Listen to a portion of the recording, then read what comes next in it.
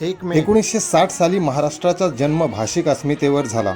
भाषेच्या मुद्द्यावरून संयुक्त महाराष्ट्राची चळवळ या मातीत लढली गेली.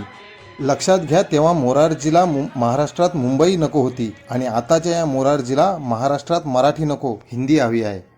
मराठी माणूस एक साधा प्रश्न विचारतोय, अहो सरकार, आमच्या मुलांवर हिंदीची सक्ती कशाला?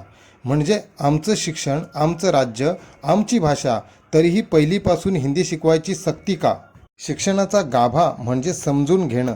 भाषा समजली तरच ज्ञान रुजतं. आमच्या मुलांना मातृभाषेत शिकू द्या. युनेस्कोच्या एका अहवालानुसार मातृभाषेत शिक्षण घेतलेल्या विद्यार्थ्यांचे बौद्धिक आणि सामाजिक विकास अधिक चांगला होतो. मग आमच्या मुलांवर हिंदीचं ओझं का टाकताय? मराठी विद्यार्थ्यांना आधी मराठी नीट शिकू द्या. 3 भाषा लहान वयात देताय. अहो, ज्ञान देताय की गोंधळ? हे म्हणजे एक ना धड भाराभर चिंध्या असं झालं. नवीन GR नुसार हिंदी भाषेची अनिवार्यता काढून तिसऱ्या पर्यायी भाषेसाठी जी काही 20 विद्यार्थ्यांची अट ठेवले ती पाहता चित भी मेरी अन पट भी मेरी असा अजेंडा महाराष्ट्र सरकारचा आहे. कारण 2023च्या एका अहवालानुसार राज्यात 14,000हून अधिक शाळेचा पट हा 20च्या आत आहे.